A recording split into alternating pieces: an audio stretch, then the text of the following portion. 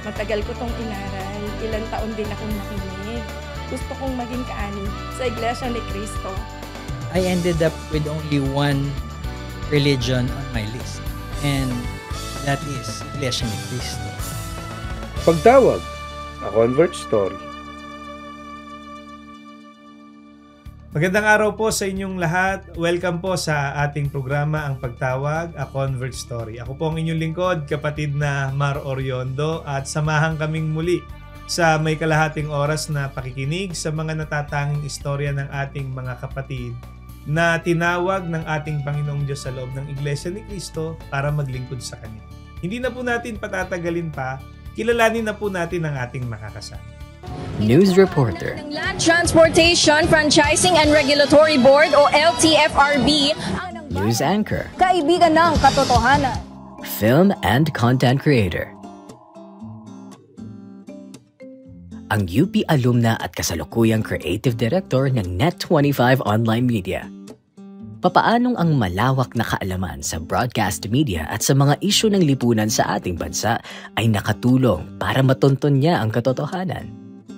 Ating kilalanin si kapatid na Cheris Kyle David mula sa lokal ng Veterans Village 1, Distrito ng Sentral, at alamin ang kanyang istorya ng pagtawag. Here in the Church of Christ, come with me. Ang makakasama po natin ay si kapatid na Cheris Kyle David mula po sa lokal ng Veterans Village 1, Distrito ng Sentral. Magandang araw, kapatid na Cheris. Cheris, ano? Ano ang usual na tawag sa'yo? Chuchi po. I rather call you kapatid na Chi. Apa. Kapatid na Chi, kamusta po kayo? Ayun po, masaya po ako because it's a great opportunity na gawing kasangkapan din, an instrument to inspire people sa story. So, thank you po, kapatid na Mar, for inviting me po sa pagtawag. At maraming salamat po sa pagpapaunlak. Kapatid na Chi, nabanggit po dun sa pagpapakilala sa inyo na kayo ay media personnel din, Yes di ba? po. Kayo ang kasalukuyang creative director Opo. ng Net25 Online online media. media. Yes po. Then nanggaling din kayo sa iba pang broadcast stations. Yes po. Paano po kayo nagsimula dyan? When I was a kid, I really didn't have a direction sa buhay. Lalo na po nung nag-high school po ako, like whatever's on my plate, kung ano pong nasa plate ko, yun na yun. I don't plan, I don't think ahead, whatever's in the now, that's my life. So, when I was studying the courses for college, naisip ko, ano kayong madali dito? Yung hindi ko kailangan magbilang. Yung tipong pwede ko maiwasan yung math. Film. I'm a student of BA Film under Mass Communication, and I'm happy there because I did not have any science, math, na extreme subjects. So I was able to survive my college life because I want things the easy way out. And during that time, masasabi na you're not as religious as before. Yes, ng buhay mo. during college na hindi na ako naging religious, sobra. But the thing is, when I was a kid, growing up, I was an extremely religious person, a devotee actually, to a religious organization somewhere located in San Juan. It's under the umbrella of Catholicism. Mhm. And it has different types of groups. And there are different types of devotions. May isa devoted to Mama Mary. One is devoted to Santo Niño. One is devoted to different types of saints. In this particular church, they are devoted to a saint called Santo Niño.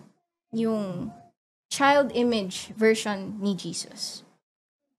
So in this religious organization, after every worship service, there is a thing that happens there, and it's called like a healing miracle thing that's happening. Yung parang tinatawag nilang faith healing. Yes, May ganun, yun di ba? po, Apo. faith healing.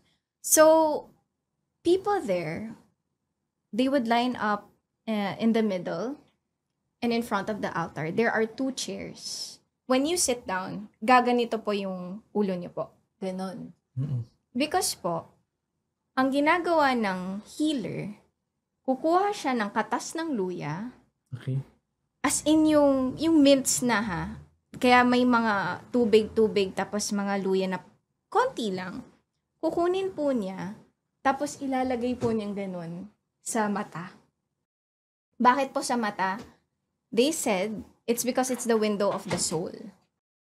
So, naka-cleanse yung spiritual life mo. And, nahi-heal yung mga sakit mo. So, of course, people there, of course, gusto nilang gumaling. Even people with cancer would go there. Masakit yun. Opo, try niyo po. Grabe yung luya sa loob ng mata niyo Tapos po. bata, di ba? Yes Pain po. tolerance. Yes po, you could hear children crying after the luya. And it's something that became normal. There was another practice there. Somewhat there were doubts as well. Merong maliit na room. And then the healer would enter the room and go to the bed and lie down. After a few minutes, iibahin niya yung boses niya.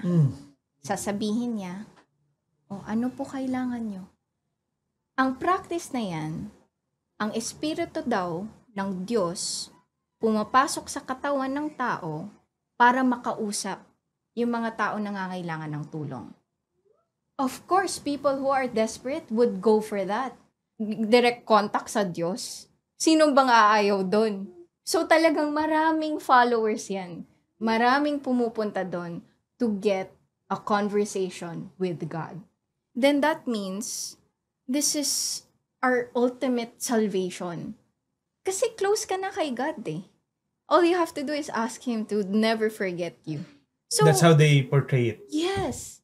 And all this time, we were brainwashed to believe that our lives are getting better, that our sicknesses are getting better, that people with cancer who go there are getting better. In what grounds? On what grounds? 2016 was the turning point in my life.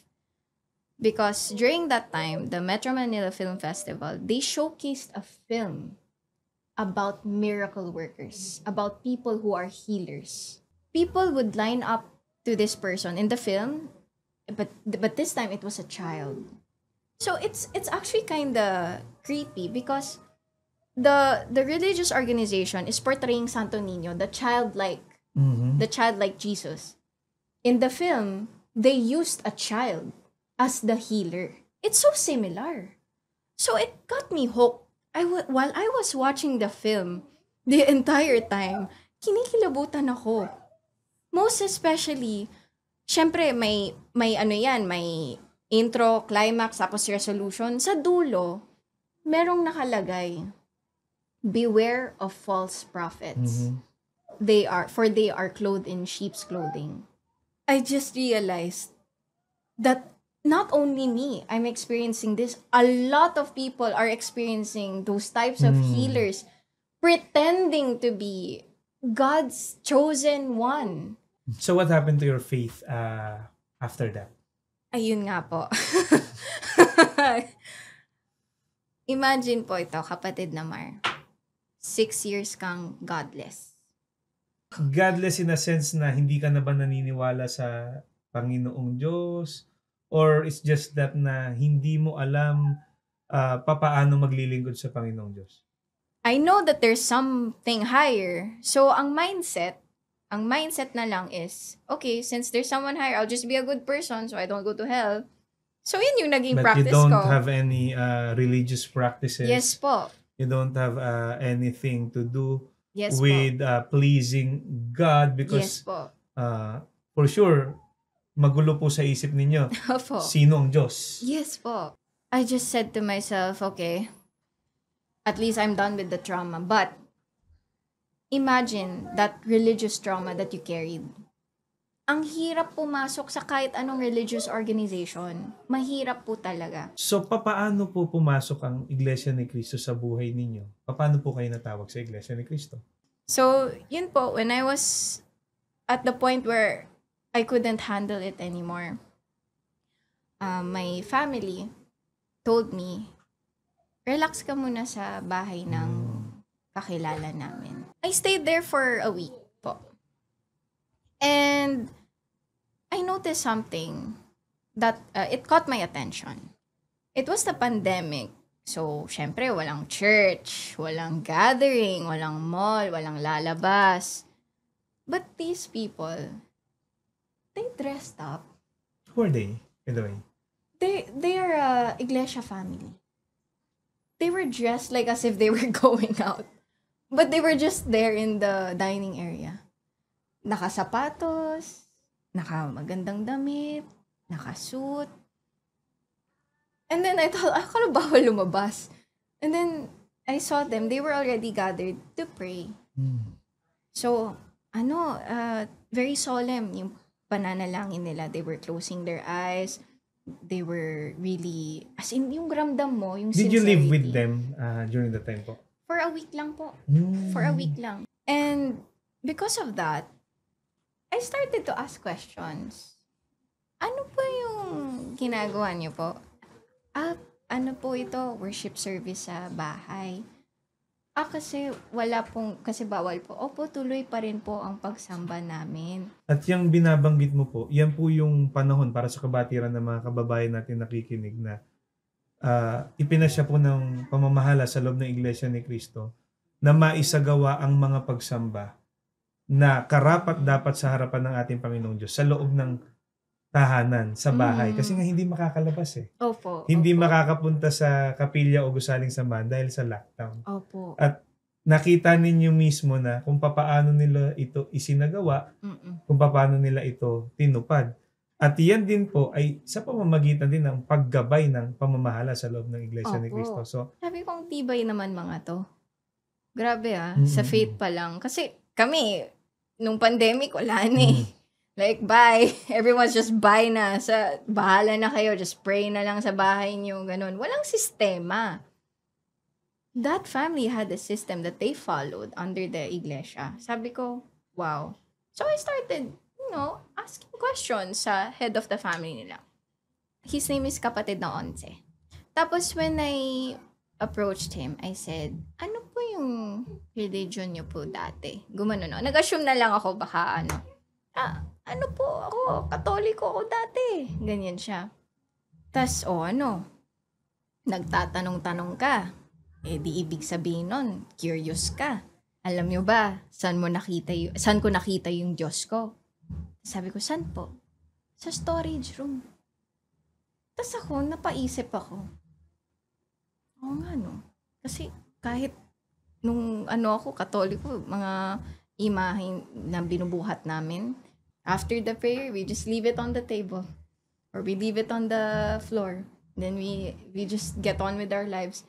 So, I related with what he said. Sabi po niya, yung Diyos namin, alam mo saan nakatago? Sa storage room. Nasa sahig. Ganyan ba ang Diyos? So, kinilabutan ako. Sabi ko, oo nga, no? Ba't yung Diyos namin nasa sahig? Tapos sila, wala kang makikitang Diyos. As in, walang picture, walang grocery, walang candle or anything. walang rebulto, Wala po. statue, Wala diba? po talaga. Na sinasabi nilang representation ng Diyos. Yes po. Sabi ko, their God is real. Okay. Yeah, you don't see it. But that's the thing about faith eh. You don't see it. You feel it. You believe it. And that's how I saw their God. Okay? Back to you, people. At meron po akong nilapitan doon. He is the first ever, as in, Iglesia ni Cristo na estudyante from UP na kinausap ko para humingi ng tulong kasi gusto ko pong pag-aralan ang mga salita ng Diyos. For the longest time, whatever on my plate, yun na yun. Okay, yes. But this time, I wanted to have a direction. I really wanted it. So I started with the doctrines, with the Bible study. What are your goals? To have a God. Ganun lang po kasimple. To have a God. Because for the past 6 years that I've been godless, I think the only thing I need right now is a God. Doon sa loob ng 6 na taon, Opo. sa puso mo, hinahanap mo rin ng tunay na Diyos. Yes po. Because I was really lost. I was already having a hard time with the people around me, the environment. I just couldn't understand what was going on. And then, when I really met that family, when I spent time with that family, sabi ko, I'll never forget how amazing how life happened. Because 2016, natauhan ako sa cult na nasalihan ko talaga since I was a kid. And then, pandemic. Kumbaga, yung mga masasamang nangyari sa buhay ko, pinihit pa rin sa mabuti. Papunta sa Kanya. Yes po. Ginamit po niya yung mga bagay na akala mo masama, purely masama na, pero nagawa pa rin akong matawag. And then, everything that I learned came from the Bible. So sabi ko, okay, this is a legit source. Because there's an actual source. And that you can read. And it's universal. Sabi ko nga, okay, this is the first time I'm actually having a direction in my life. I will continue. What's the primary lesson that caught your attention? Bawal ang rebulto. Hindi pwede yun. Yun nga mismo sa Catholic nga, may mga nakalagay na do not worship images. And then yet we're doing it. And dito ako natuwa po talaga. Before you are part of the Iglesia ni Cristo, iniintindi nyo muna anong pinapasukan mo. Hindi po tulad sa religious organization na yan, be an innocent child of God, just follow. So you were not forced? Yes po. Ako po, mismo po talaga. I really wanted to learn. And no one influenced me. Pero ito po, I want to share lang po. Yung tatay ko po, pinagpanata po niya na matauhan ako. Na hindi na ako maniniwala sa practices ng religious organization na po yun. Nung nalaman po niya na nag-iglesia na po ako, naluha po siya. So, all this time, I thought I was on my own. So yung tatay mo during that time is a member of Iglesia ni Cristo? Yes po. Yes po. Yung sinasabi mong nagpapanata siya is nananalangin siya ng taimtim. Yes Sa po. ating Panginoong Diyos na tawagin ka rin sa loob ng Iglesia ni Cristo. Alam mo po, kapatid na Mar, nung nabautismohan po ako, isa lang pong sinabi ko sa Panginoong Diyos. Sabi ko, salamat po, Ama. Tinawag niyo po ako. Hindi ko makalimutan yan. Kasi, syempre, if you're godless for 6 years, what kind of person will you be? I've been making mistakes here and there. And I'm probably the most horrible person in this world. And yet, tinawag pa rin ako. So parang pakiramdam mo, you're not worthy. Yes po. Sino Diba? ba naman po ako, diba? Kaya, kahit ikaw pang pinakamasamang tao sa mundo, at tinawag ka ng Diyos, mahal ka niya. Totoo Ikaw po lang yun. po talagang makasagot. Tatanggapin mo ba ang pagtawag niya? Ang Panginoong Diyos tumatawag talaga Opo. ng mga taong maglilingkod sa Kanya. Opo. Pero sa pagtawag ng ating Panginoong Diyos, ang tutugon, yung tinatawag Nasa Kanya kung tutugunin niya yung pagtawag ng Panginoong Diyos. Nasa Kanya kung susundin niya yung kalooban ng Opo. Panginoong Diyos. At sa awa naman din po ng Panginoong Diyos, tinugon ninyo Oo yung nga pagtawag po. niya sa inyo. Opo. Maraming salamat, kapatid na Chi. Pero bitinin lang po natin ng konti. May mga pag-uusapan pa tayo. Huwag po kayong aalis. Magbabalik po ang pagtawag pagkalipas lang po ng ilang paalala. Nagbabalik po ang pagtawag, A Convert Story. At ang kasama po natin ngayon ay si kapatid na Cheris Kyle David o mas kilala bilang kapatid na Chi mula lokal ng Veterans Village 1, distrito ng Central. Magandang araw muli, kapatid na Chi. Magandang araw po, kapatid na Mar. Bago tayo magpatuloy, samantalahin na natin ang pagkakataon. Baka mayroon kang gustong batiin. Sige po, Apo. go ahead. Sige po. Hello po kay Mr. Ace David, tatay ko, tapos Marla David po, mami ko po, mga kapatid ko, Kiara, Amber, and Cotton. Tapos po, mga kaibigan ko po, pinaka-best friend ko po si Juby, tapos Selini, Reggie, Laili, Jomski. Binabati ko rin po ang Net25, Net25 Online Media, Nom, hello. Tsaka po ang Flame Guard Fire Protection Incorporated. Binabati ko rin po si Ka Arvin, Ka Gilbert, Ka EC, Ka AJ, and Ka JJ. Tapos po, binabati ko rin po ang tagapangasiwa ng Distrito ng Sentral, ang kapatid na Diosdado Dades. Maraming salamat, kapatid na Chi. Ano po yung usual na naiisip mo noon at ng mga kapwa mo kabataan pagka naririnig yung Iglesia ni Cristo? Ayun nga po.